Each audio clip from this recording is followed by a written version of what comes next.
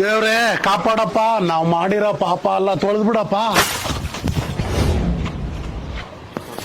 ಯಾವ ನನ್ ಮಗನೋ ಅದು ನಮ್ಮ ಬಾವನ ಮೇಲೆ ನೀರು ಎರಚಿದ್ದು. Sir sir sir sir sorry sir, barricade ಹಾಕಿದ್ವಿ, ನೀವೇ ನೋಡದೆ ಬಂದ್ಬಿಟ್ಟಿದ್ದೀರಾ.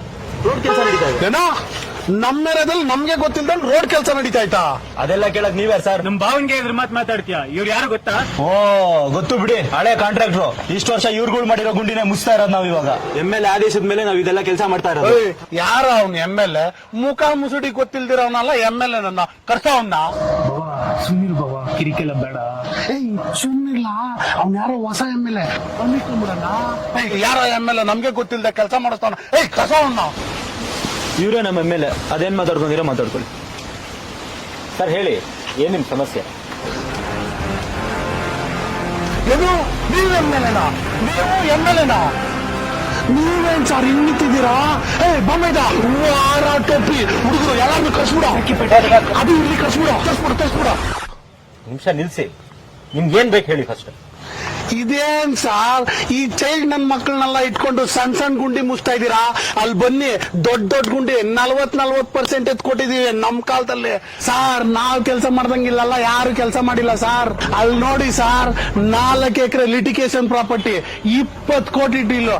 ಅಣ್ಣನ್ಗೆ 10 ಕೋಟಿ, ನನ್ಗೆ 10 ಕೋಟಿ. ಅಲ್ಲಿ ಕಾಣಿಸ್ತೈತಲ್ಲ ಆ ಮನೆ ಅಣ್ಣ ತಮ್ದಿರ್ ಸುಮ್ನೆ ಕಿತ್ತಾಡ್ ಸಾಯ್ತಾ ಇದ್ರು.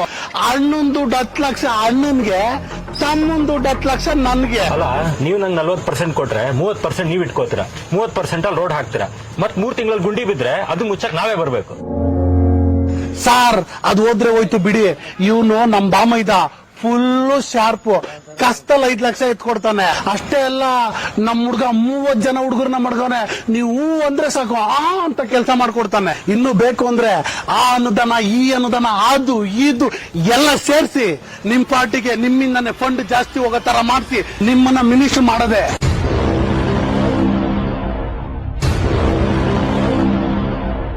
ನೋಡಿ, ನೀವೇನ್ ಪ್ರಾಪರ್ಟಿ ಲಿಟಿಗೇಷನ್ ಹೇಳಿದ್ರೆ ಅದು ಸಿವಿಲ್ ಕೋರ್ಟ್ ನೋಡ್ಕೊಳ್ಳುತ್ತೆ. ಕಸದ ವಿಷಯ ಏನಿದೆ ನಮಗೂ BBMP ಅವ್ರಿಗೆ ಇರೋವಂಥದ್ದು. ಇನ್ನು ಅನುದಾನಕ್ಕೆ ವಿಷಯಕ್ಕೆ ಬಂತು ಅಂದ್ರೆ ಪ್ರತಿ ವಾರ ನಾವು ಲೈವಿಗೆ ಬಂದು ಅದೇನೇ ನಡೆಯುತ್ತೆ ಅಂತ ಅಂದ್ಬಿಟ್ಟು ತಿಳಿಸ್ಕೊಡ್ತೀವಿ. ನಿಮ್ಗೂ ಲಿಂಕ್ ಫಾರ್ವರ್ಡ್ ಮಾಡ್ತೀವಿ, ನೋಡ್ಕೊಳ್ಳಿ ಅಂತ. ನನ್ಗೆಲ್ಲ ಅಲೋನ್ಸ್ ಸೇರಿಸಿ ಬರೋದು 2 ಲಕ್ಷ. ಅದ್ರಲ್ಲಿ ನಂಗೆ ಸಂಬಳ ಅಂತ ಬರೋದೇ 40,000. ಪರ್ಸನಲ್ ಅಸಿಸ್ಟೆನ್ಸ್ ಅಂತ ಒಂದು 25,000 ಕೊಡ್ತಾರೆ. ನಿಮ್ ಹುಡುಗಂಗ್ ನಾಳೆ ಬಂದು ಇಂಟರ್ವ್ಯೂ ಅಟೆಂಡ್ ಮಾಡಕ್ ಹೇಳಿ, ಸೆಲೆಕ್ಟ್ ಆದ್ರೆ ತಿಳಿಸ್ಕೊಡ್ತೀವಿ. ಏನೋ ನಮ್ ಬಾಮೈದ ಇಂಟರ್ವ್ಯೂ ಅಟೆಂಡ್ ಮಾಡ್ಬೇಕಾ? MLAಗೆ ಸಂಬಳ ಕೊಡ್ತಾರ? ನೀವು ಸಂಬಳ ಕೆಲಸ ಮಾಡ್ತೀರಾ? ಕೋರ್ಟಲ್ಲಿ 25 ಲಕ್ಷ ದುಡಿತಾರ ಅವನು. ನೀವು ಇಷ್ಟು ದಿನ ಮಾಡಿದ ಕೆಲಸ ಅಲ್ಲ, ಸ್ಕ್ಯಾಮ್. ನಾವು ಮಾಡಕ್ ಹೊರಟ್ರೆ ರಾಜಕೀಯ ಅಲ್ಲ, ಪ್ರಜಾಕೀಯ. ಇವತ್ತಿಗೆ ನನ್ನ ಡ್ಯೂಟಿ ಮುಗೀತು. ಭರತ್, ಇವತ್ತೇನೇನು ಪ್ರೋಗ್ರೆಸ್ ಆಗಿದೆ ಅಷ್ಟೊಂದು ಸೋಷಿಯಲ್ ಮೀಡಿಯಲ್ಲಿ ಅಪ್ಲೋಡ್ ಮಾಡ್ಬೋದು. ಸರಿ ಸರ್, ಡನ್ ಸರ್. ಯೋ, ನೀನ್ ಮಂಚನೇ ಅಲ್ಲ, ನಿನಗ್ ಮಂಚೋತನೇ ಇಲ್ಲ. ಬಿಟ್ರೆ ಊರ್ನೆಲ್ಲ ಉದ್ಧಾರ ಮಾಡ್ಬಿಟ್ಟು ನಮ್ಮನ್ನ ಹಾಳು ಮಾಡ್ಬಿಡ್ತೀಯ. ನೀನ್ ಪದ ಕೊಡು, ಪದ ಕೊಡು. ನಿಮ್ಗೋಸ್ಕರ ಕೆಲಸ ಮಾಡೋರಿಗೆ ಓಟ್ ಹಾಕಿ, ನಿಮ್ಮನ್ನ ಆಳೋರ್ಗಲ್ಲ.